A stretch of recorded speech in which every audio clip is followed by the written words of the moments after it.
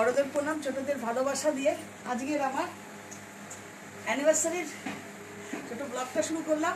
বাইরে ভাই আমি বনানী, আমার চ্যানেলের নাম বনানী ইনসাইড আউট। সেই চ্যানেলের আজকের একটা ছোট্ট ব্লগে আপনাদের সবাইকে স্বাগত। তো আজকে আমার দিদির মেয়ে তার যা আসছে, বেশি কেউ আসে না, কালকে আবার আসবে। তো মোটামুটি আমার কাজ কমপ্লিট, রান্নাঘরেরও কাজ এখনও কমপ্লিট বললে ভুল, মানে রেডি করে ফেলেছি। যেমন একটা জুস তৈরি করে ফেলেছি আমি, এটা হলো ব্যানানা জুস। ব্যানানা আছে, দুধ আছে, আইস আছে, কফি আছে, সমস্ত দিয়ে একটা করেছি, কারণ ওরা বেশি ঠান্ডা খায় না, সেজন্য আগে থেকে রেডি করেছি। কিছু পেস্তা কেটে রেখেছি উপর দিয়ে একটুখানি দেওয়ার জন্য, দেখতে যাতে সুন্দর হয় জুসটা। আর আমি করব, আমার দিদি খেতে চেয়েছে চিলি চিকেন আর এগ ফ্রাইড রাইস। তো চিলি চিকেনের জন্য আমি সমস্ত শিমলা মির্চি কেটে ফেলেছি অলরেডি, দেখতে পাচ্ছ, লাল, হলুদ, সবুজের, এগুলো কালকে রাত্রেবেলায় সব কমপ্লিট করেছি। এখন পেঁয়াজটা কাটা বাকি আছে, আদা, রসুন, কাঁচা লঙ্কা কাটা হয়ে গেছে। আর এগ ফ্রাইড রাইসের জন্য এগটাও রেডি করে ফেলেছি আমি জোর করে। আর হলো তোমার মটরশুঁটি দেবো একটুখানি এগ ফ্রাইড রাইসে। আর চিলি চিকেনের জন্য অলরেডি আমার চিকেন ম্যারিনেট করে রেখে দিয়েছিলাম, একটা ডিম দিয়েছিলাম, আদা রসুনের পেস্ট দিয়েছিলাম, আর তার সাথে দিয়েছিলাম স্লাইড একটুখানি ব্ল্যাক পেপার পাউডার আর একটু চিলি পাউডার আর সামান্য নুন দিয়ে, আর কর্নফ্লাওয়ার দিয়ে মেখে কিছুক্ষণ রেখে দিয়েছিলাম, প্রায় 20 মিনিট। তারপর সেটাকে ফ্রাই করে নিয়েছি। এবার চিলি চিকেনটা শুরু করে দেবো। আর বাসমতি রাইসের চালটা আমি রেডি করে ফেলেছি, সেটা আমি ডাইনিং টেবিলে রেখেছি। আসুন দেখাই, আমি ঠান্ডা করতে দিয়েছি, দুটো প্লেটে রেডি করা হয়ে গেছে। এটাকে আমি জলের মধ্যে একটুখানি চাটকি, লবঙ্গ, এলাচ দিয়ে সামান্য তেল দিয়ে চালটাকে একটু সিদ্ধ করে নিয়েছি। আর হ্যাঁ, আধা ঘন্টার উপরে চালটাকে কিন্তু ভিজিয়ে রাখতে হয়। যতক্ষণ চালটা লাল থেকে সাদা না হয় ততক্ষণ কিন্তু মানে বানাতে নেই, এটা আমি জানি। তো সেটার জন্যই করেছি, ওরকমভাবেই করে এটাকে করে একটু ঠান্ডা করে নিলাম। ফ্রাইড রাইসটা বানাতে আমার ইজি হবে। আর চালগুলো পুরো হাত দেবো না আমি, চালগুলো ঝুরঝুরে থাকবে, তবে ভালো, মাখো মাখো হবে না, যার জন্য একটু তেল দিয়ে একটু দিয়ে নিয়েছিলাম। তো চলো এবার চিলি চিকেন শুরু করা। মোটামুটি তো আমার রেডি। চল, দিদিরা আসছে 11টার ট্রেনে, এখন 12টা বেজে গেছে, অলমোস্ট ওরা সোদপুর পৌঁছে গেছে। তা ওরা আসার আগে আমি চিলি চিকেনটা রেডি করে ফেলি, প্রিপেয়ার করে ফেলি। আর তারপরে ওরা আসার পর খাওয়ার কিছুক্ষণ আগে ফ্রাইড রাইসটা বানাবো। তাই জন্য চিলি চিকেনটা বানিয়ে ওদের জুসটা খেতে দেবো, তাহলে কী হয়, ওদের সাথে বসে আমি একটুখানি গল্প করতে পারবো, সেই জন্য একটু তাড়াতাড়ি করছি। পেঁয়াজটা কাটা বাকি আছে, এবার একটু পেঁয়াজটা ঠিক সেম এরকমই বক্স বক্স করে কাটবো। ঠিক আছে, পেঁয়াজটা কাটার পর আমি শুরু করে দেবো চিলি চিকেন।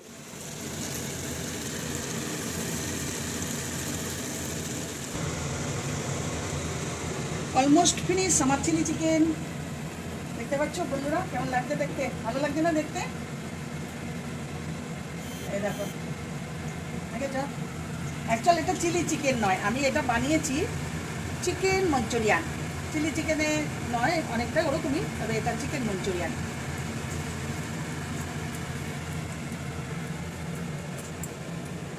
রেডি, খুশ, চিকেন মঞ্চুরিয়ান রেডি, খুশ। এবার এই জায়গাটা একটু পরিষ্কার করে নেবো, নিয়ে ফ্রাইড রাইসটা শুরু করবো। দেরি করে মাম কেউ 10টার ট্রেন সোদপুরে দাঁড়ায় না, হ্যাঁ 9টার ট্রেনে আসার সম্ভব, 1:30টার ট্রেনে আসেনি, 1:30টার ট্রেনে আসেনি, এটাই অনেক ভালো না? আমার মেয়ের পরীক্ষা। হ্যাঁ, আচ্ছা বাবা, দুটো কোল্ড ড্রিঙ্কসের বোতল, কি অবস্থা। বসো। এটা কি মাম? রসগোল্লা? তো বললি কেন? আমি রসগোল্লা কিনতাম না, শুধু পয়সাগুলো। অনেক পয়সাই তো নষ্ট করেছিস, আমরাও নষ্ট করলাম, তোরাও করলি, তাই না?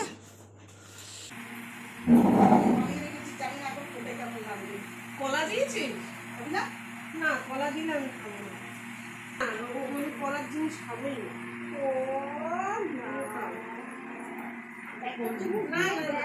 ওই টফি খেয়েছি, তাতেই আমার পুরো বানানা টফি দিয়ে বানিয়েছি। হ্যাঁ, আইস টাইস দিয়ে।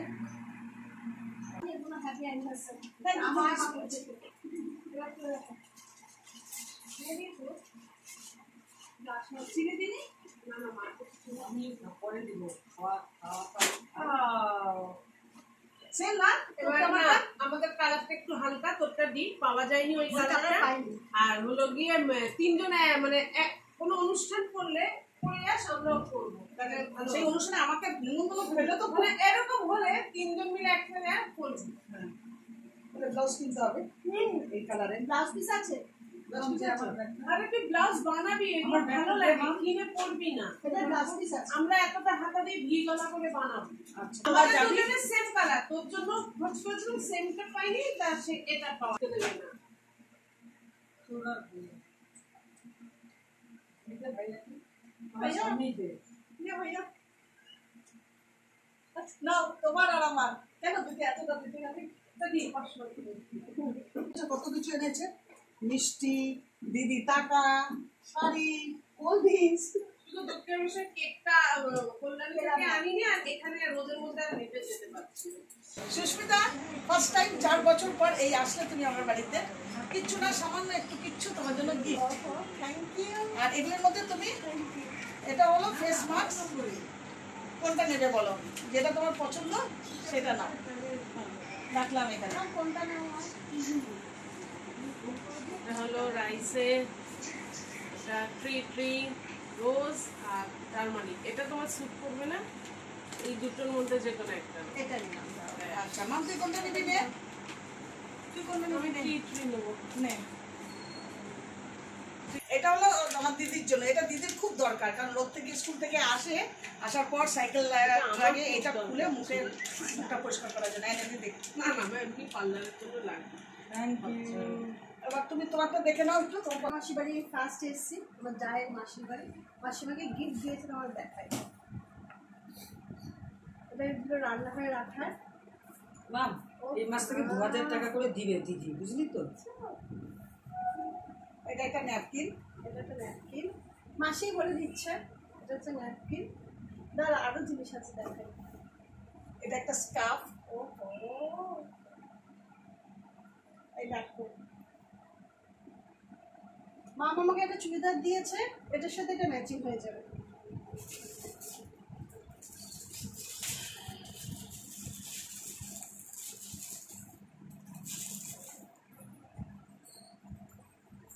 এটা হচ্ছে মানে অসাধারণ, ব্ল্যাক আমার পছন্দ, আর ব্ল্যাক ও অসাধারণ হয়েছে।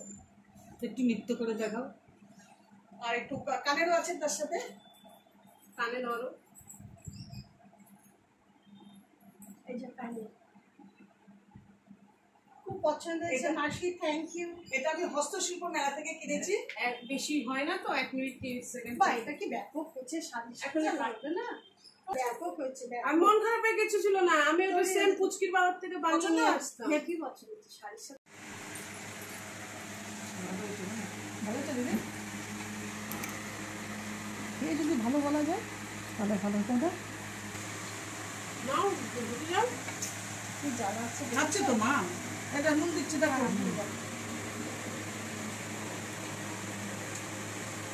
বেশি দেবো না, অল্প দাও।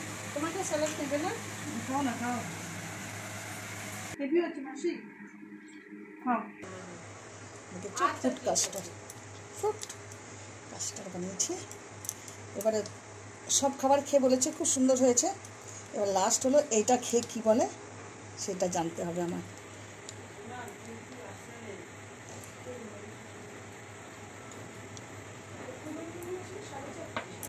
কোথায় কি রাখবো তাও তো এদিকে আয়, কাস্টারটা নিয়ে আয়। কাস্টারটা নিয়ে আয়, কেমন হয়েছে জানি না। কিন্তু এর মধ্যে কলা আছে। কোনটার মধ্যে তুমি কলা বেছে না, কোনটা ভুলে গেছে। এর মধ্যে কলা আছে কিন্তু। কলা ব্যবহার করবি না। আমাদের না এখানে থেকে গিয়ে পড়েছিল না, আমার এই সেটটা হারিয়ে গেছে, বুঝছো? সারা বাড়ি খুঁজে তছনছ, খাটের তলা ভালো লাগবে। চলো পুরো যাচ্ছি নিচে, তালা খুলতে হবে তো। আসো। তাই হচ্ছিল, মাংস কিনেছি আর ওই জন্য আমি একটা ছবি ছেড়ে তারপরেই আমি কিনি। চলো। তো সবাই দেখলেন আজকে সারা দিনটা আমার কেমন কাটলো দিদিদের নিয়ে, দিদির মেয়ে তার যাকে নিয়ে। সত্যি কথা বলতে সারাটা দিন দারুণ কাটলো। এবার ওরা চলে যাচ্ছে, ওদের অনেক আগেই যেত, তো আমি ওদের বলে রেখে এই এখন ওদের যাচ্ছে চাটা খেয়ে। তো সবার ভালো লাগলে অবশ্যই একটা লাইক কমেন্ট করবেন, আর সাবস্ক্রাইব করতে ভুলবেন না, আর কমেন্ট করে যাবেন কোথা থেকে আপনারা দেখছেন, আমাকে অবশ্যই জানাবেন, তাহলে আমার খুব ভালো লাগবে। আর সাবস্ক্রাইব করলে আপনাদের কাছে আমার পৌঁছতে একদম দেরি হবে না, আপনাদের কাছে আমি পৌঁছে যেতে পারবো। তবে আজকে দিদির মনটা ভীষণ খারাপ লাগছিলো বলেই বোঝা যাচ্ছিল, কারণ মা মারা যাওয়ার পর দিদিটাই আবার সব কিছু। তো দিদি যাচ্ছিলো আর বলছিল আবার কবে আসবো বলতে পারছি না, তুই আসবি। তো এইসব গল্প করতে করতেই ওরা চলে যাচ্ছে। তো টাটা, সবাই ভালো থাকবেন, সুস্থ থাকবেন।